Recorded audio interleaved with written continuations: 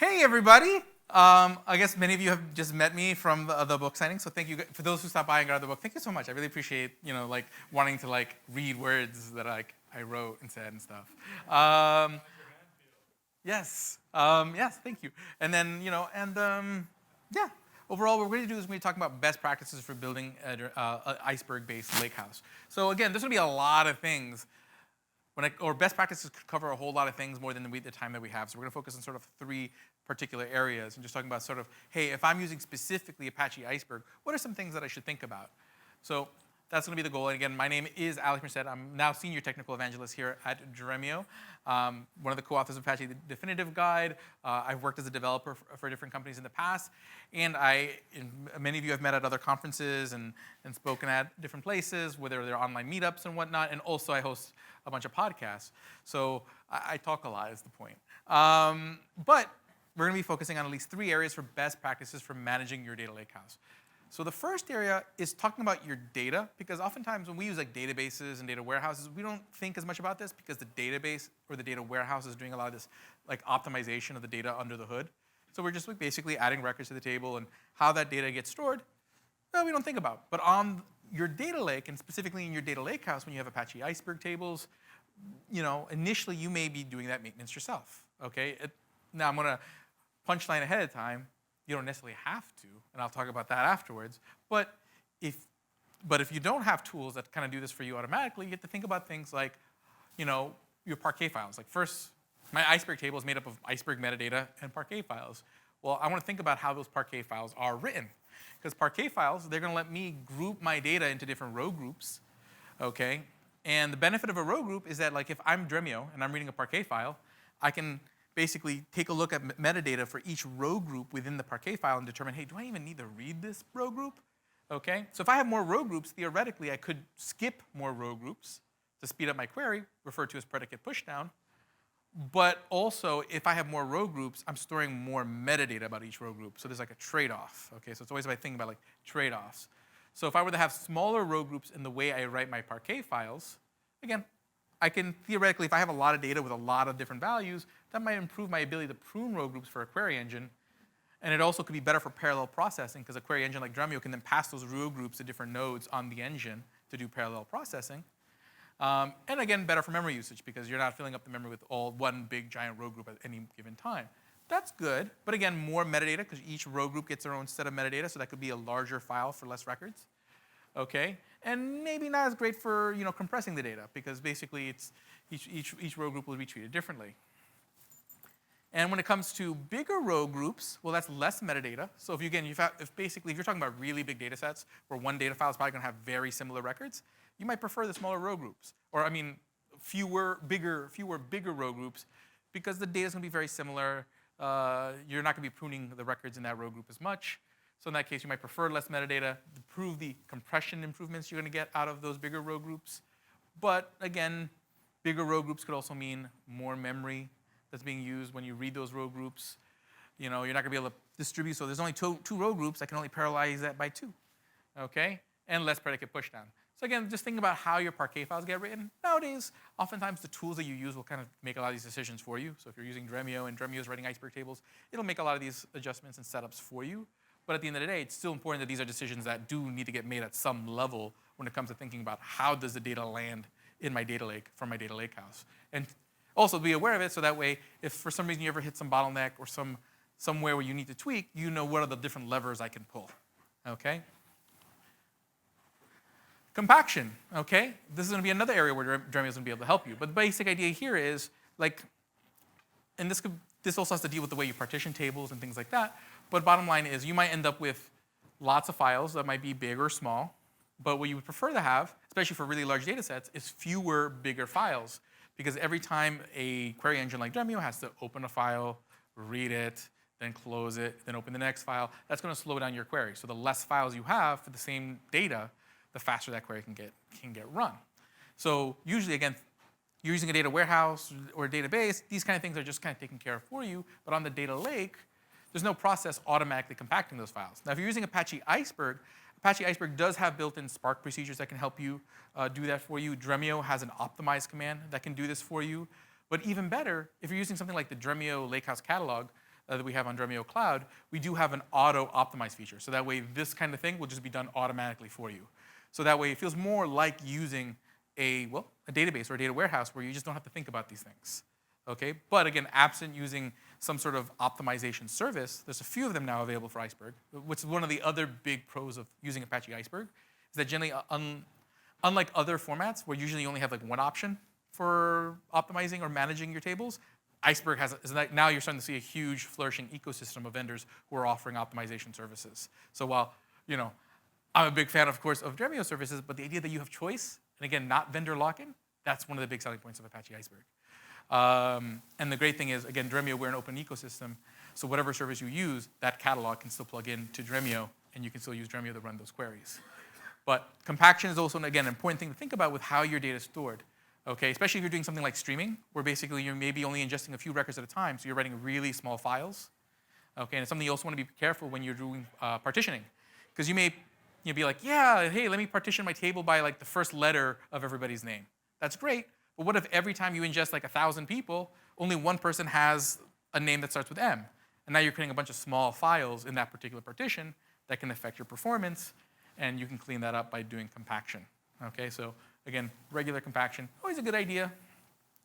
But separate from sort of the idea of partitioning, there's also the idea of clustering or sorting your data. So yes, maybe not all so I might be partitioning the data by like say first name, but let's pretend like it's like voter data.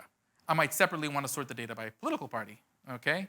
And that's also going to help me reduce the number of files that especially for large data sets, Dremio might query, okay? Because basically, right here, if I'm looking for all the records that start with A, I have to open up file 1, file 2, and file 3. So Dremio would have to read 3 files.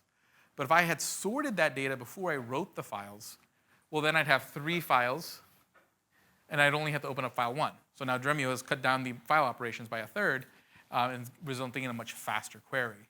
So while Dremio is really fast, and regardless of what query engine you're using, good data management at the file level and table level will give you faster performance. And again, these are all things that auto-optimization services from Dremio, and again, a growing list of providers in the Iceberg Lakehouse space can provide you. Okay, again, another great reason why to be in the Iceberg Lakehouse space. Okay, then there's Z-order sorting, it's just a particular way of sorting. Okay, and this is going to be basically for basically when you have queries that frequently access like multiple columns. So for example, what Z-order sorting will do is it'll sort, or clustering, if we're talking about clustering, will write all the files that match these ranges sort of among these data files, and then any values within these ranges will be in these data files, and so forth and so forth. So what happens? If I'm looking for someone who has an X of 25 and a Y of 75, guess what? I know I'm looking in these data files, and I can skip all these data files. Okay, which means from a query engine perspective, I'm reducing a lot of surface space of which files I need to scan. Okay, and then last, partitioning, being able to say, hey, if there's a particular column that I know, like for example, if I'm, again, using voter data as an example, if I always know that I'm using, like let's say I have national voter data and I'm giving each state party access to that data, well, really like the Kansas party only cares about the Kansas data, so having it partitioned by state makes a lot of sense because they're only really hitting up that particular group of voters. So in that case, partitioning by a regularly queried column can really be beneficial because then you have data files that just cover that particular value, which is different than the sorting, because if I go back to the sorting for a second, you might have a file that has 2 unique values depending on how the sort goes. Okay, so moral of the story here is that you want to manage those data files when you have a data lakehouse, and these are all techniques to help you manage that data lakehouse. But again, a lot of this stuff can be taken care of for you when using an optimization service for this first category. Now, another issue when it comes to an Apache Iceberg, specifically a lakehouse, one of the big decisions you have to make up front is what catalog I'm going to use. Now, one of the announcements this morning over here during the keynote is that Dremio is going to start supporting the REST catalog option, okay, or the REST catalog interface. And let me just talk about that, because that's going to really transform this particular question. Okay, before, I would have to kind of choose between all these different catalogs. Okay, and you still do, but the implications are going to be a little bit better going forward. So just first let's talk about the catalogs that have existed. And basically what happens is that every time there'd be a different Iceberg catalog, that catalog tracks your Iceberg tables. But even though 5 query engines can all know how to read Iceberg, they need to still consult your catalog first. So they need to know how to talk to your catalog. And that's where the problems would kind of come in, because certain engines would work with certain catalogs, other engines would work with other catalogs, and so forth and so forth and so forth. And Dremio works with lots of catalogs, because again, we try to be an open platform, so we try to be able to talk to everything, so that way you're not forced to kind of go in any particular direction. You go in the way that makes more sense for your use case, and we'll support you and kind of be your best friend along the way. But of course, you've heard us talk about, hey, we have this project, open source project that we started a while back called Project Nessie, which is part of Dremio's integrated Lakehouse catalog. And the benefits of that one, the benefits of this particular catalog, and again, each catalog has different pros and cons, is that Nessie brings you Git-like functionality. So at 4:30, we're going to be having our evening keynote, and there I'll actually be doing a demo of that kind of functionality. So if you want to see that in action, how that looks like, I'll be doing that there. Basically, but the beauty of it is, since you're doing this at the catalog level, this opens up a whole new world of multi-table semantics, meaning like multi-table rollbacks. I don't have to roll back each table one by one. I can roll back my entire catalog. Multi-table tagging. If I want to tag, hey, this is my end of month view of all my tables, I can do that instead of doing each table individually. Okay, so it gives you sort of these multi-table semantics when it comes to versioning, time travel, et cetera. And again, Dremio, we have a cloud-managed version of it, which makes that a very convenient option, because you don't have to stand up another service if you don't want to. But because it is open source, you could deploy your own Nessie server, and we do, especially for Dremio customers, we do support you in doing so. Okay, and then again, it works with lots of different engines. Spark, Dremio, Flink, Presto, all support Nessie, so you can run queries there. If you have other use cases, or like if you're streaming data with Flink, you can do that into a Nessie catalog. If you are doing like batch with like Spark, you can do that with a Nessie catalog. Okay, but you would deploy a Nessie server. Hive Metastore, many of you might be already on Hadoop, and you might already have a Hive catalog. So in that case, that makes it a really easy starting place for Iceberg. Okay, I wouldn't necessarily go to Hive if you don't have Hive already, but if you already have Hive, then that becomes, hey, this is a good default to start with. Okay? The downside would be if you don't have Hive, then you have to deploy Hive. It doesn't really give you any extra features other than tracking your Iceberg tables. But again, if it's there, that becomes an easy starting place. You're not having to like find new pieces to get started with your Iceberg journey. Okay? Then we have AWS Glue, which if you are an AWS shop, that's a great way to go, because it connects to all the other services like Athena, Redshift, whatnot, so it makes your tables portable within the ecosystem. But if you're using Azure or GCP, that may not be as appetizing, okay, because it won't connect to those services well. So again, each catalog has its own pros and cons. Hadoop, which is the file storage catalog, so literally like any storage layer could be treated as a catalog. Now, a couple caveats about this is that the way that particular catalog works, because you don't have this like database or other service that's tracking your tables, what happens is that each table will have a little file called version hint.txt that's in the folder. And then that's how a query engine like Dremio can track, hey, which version of the table are we at? The problem is a lot of object storages can't give you the same update guarantees when you're updating a particular file. So this is why generally this is not recommended for production, especially if you have concurrent writes, because there might be a chance where 2 writes happen, they both try to update that version hint.txt at the same time, and now you start having consistency issues. So generally, you do want to have some sort of service-based catalog as your production catalog for Iceberg. But again, all of this was a very, very big decision up till now, because again, it would preclude you or include you to certain tools and other tools. Okay? But now with the REST catalog, basically what this does, it creates a standard REST API. Any catalog can implement that REST API, and any engine can read that REST API.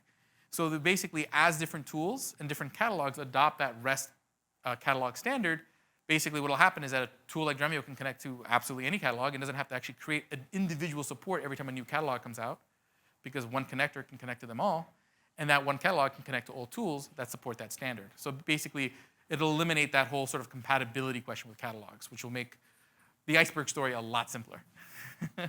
So the point is, like, when it comes to best practices, one of the first things you have to decide is, again, which catalog. And generally, like, I'm definitely going to lean towards sort of the Nessie story, because again, that Git-like functionality can open up a lot of practices, regardless of what query engine you're using, that eliminate the need to duplicate data, which saves you money on storage, and will also give you really easy recovery ability to be able to just roll back when you make a mistake or something goes wrong to kind of, well, fix things instead of having to backfill data all weekend. Okay, so that's the story there. And then the cool thing is, if you choose one catalog nowadays, you're not stuck there. Because out of the Nessie project, they did create a CLI tool for literally moving one catalog to another. So you can actually sit there, use that CLI tool, and say, hey, I have this catalog, and I have all these tables in this catalog, and I'd like to move them over to this one, making it really easy to migrate. So you could start with, let's say, again, if you have like Hadoop, you start with Hive, then as you migrate, and then later on you want to switch over to, like, let's say Nessie. If you weren't using Nessie initially, you can easily just move those references over.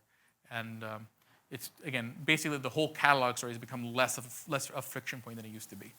Okay, mainly why? Much easier to migrate between catalogs. And two, now with the REST catalog spec, you have a sort of a universal standard that kind of eliminates a lot of those issues. Cool. And three, building your semantic layer. So again, basic idea is you generally takeaways, again, one, trying to use an optimization services. Like, there's ways to optimize your data, but if you can avoid that and have some sort of service that does that automatically for you, that's going to be great and make it a lot easier to have a data lakehouse. Okay, choosing the right catalog is going to make a difference in sort of what your lakehouse capabilities are and whatnot. And three, building your semantic layer. So again, idea here is just basically predefining all sort of the versions of your data that you need for consumption. Okay, so because oftentimes what would happen is that you would have your tables, and then people would define like little subsets of the data they want in their favorite BI tool. So they might create like a Tableau extract or a Power BI extract of those specific sub-data sets, but they would only live in that BI tool. So then if you have two teams using two different BI tools, you're redefining that data set twice. Okay, and that's costly, not necessarily efficient. So great thing about using a tool like Dremio that has a built-in semantic layer is that you can define that sub-data set once as a virtual view, and now Power BI and Tableau can both take advantage of it. You can turn on something like reflections, and they can both take advantage of it without you having to do it twice. You're not paving the same road twice. Okay, so using something like, again, building that semantic layer, you can't do it with Dremio. There's, it's not the only option in the world, but it's a pretty, well, you know, we like it. But bottom line is you want to kind of organize that semantic layer in a way that makes sense. So here we're kind of showing you more of what's like a more data mesh type structure. Okay, so you see here I have like basically what you can think of as either a virtual data mart or a data product for each of my different business units. And then you can organize within that your favorite three-layer terminology, whether you like bronze, gold, silver, you know, raw curated production, raw business application. At the end of the day, the idea is you have your raw data, you do some work on it, and then you make your sort of production consumable bits at the end. Okay? But the cool thing about, again, doing it virtually is, again, basically by focusing on doing it virtually through virtual data marts, what you're doing is you're eliminating the copies you would traditionally make, which is, again, going to be a better practice. And then again, basically, when you do need it, you can just turn on reflections to speed up the bits that need it. Okay, so that basically, again, of taking that sort of virtual data mart approach, using that semantic layer as where you really define and do a lot of that last mile ETL work is going to be a time saver, increase self-service, and, well, save you money because you're not storing as much. You're not going to be running as much compute, especially if you're taking advantage of things like reflections. That'll just basically swap out those optimized bits, and you're overall going to get a better story. Okay, and then again, now we have the reflection recommender, because that was always the trouble before, right? For those who've been using Dremio, it's like, when should I use reflections? What is the right reflection? Or maybe should I make 5 reflections? And then you have too many reflections, and then that becomes the bottleneck. Okay, and then again, we at Dremio, we are always listening to you. So we know that, so that's why we built the reflection recommender. So that way we can help you identify where those good opportunities are to save money.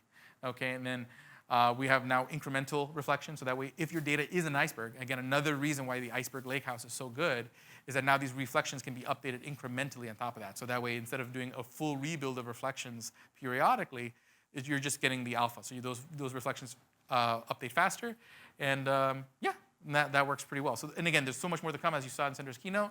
And then even more that I can't say yet because that's too far down the road. But it's coming. I'm telling you, it's coming. And it's cool. So there's a lot to be optimistic about, a lot to be excited about. But again, here's just another example of just sort of how this would look like. So again, purple physical data sets. So these are actual physical tables stored on my data lake.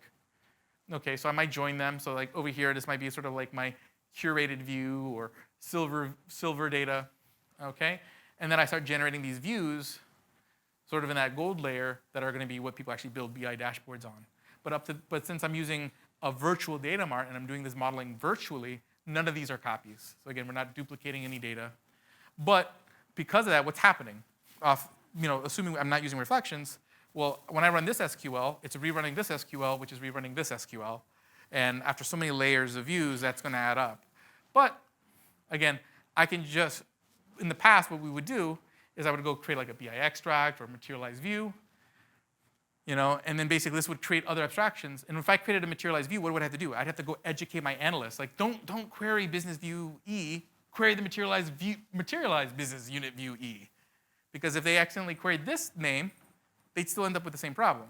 Okay, they're not saving themselves any money. So you could use these old ways of doing things, but it still required work on the consumption layer, which still meant mistakes, which still meant slow queries, and we wanted to avoid that. So again, kind of getting to this whole best practice, if we could use reflections, we don't have to worry about that. I just flip a switch, turn on reflections there, and now when the user does the query, Dremio behind the scenes will just say, hey, we're going to query reflection J instead. And then basically that user just ends up with a faster query, and they don't have to think about it. Okay? And that's always the ideal world, right? Because at the end of the day, the more you have to ask people to change the way they've been doing things, the harder it is for them to do it. So the idea is if you want to avoid the mistakes, you want a system that's going to kind of automatically do it for them. And then that way they just keep doing what they're doing, and they're like, thank you, it's faster now. Okay? And that's why reflections are, I would say, is a best practice way of accelerating your data lakehouse. And that's the gist there. Again, there's so many different aspects of managing a data lakehouse, but again, how the structure of your data is going to matter. Dremio will help you write those ideal Parquet files, okay, and help you manage that data. Okay, choosing the right catalog is going to matter. And again, what is the right catalog for you is going to depend on your use case. But Dremio is probably going to be able to connect to that catalog, so that way you have those choices. Okay, and online, you don't want to duplicate that data, and you want to make sure that your users don't have to deal with too much change management every time you try to accelerate what they're using. And this is where using something like Dremio with reflections is going to really help you have a lakehouse that's easy to use for your consumers, but also easy for you to manage, especially with all those observability features to help you observe those reflections and manage those reflections.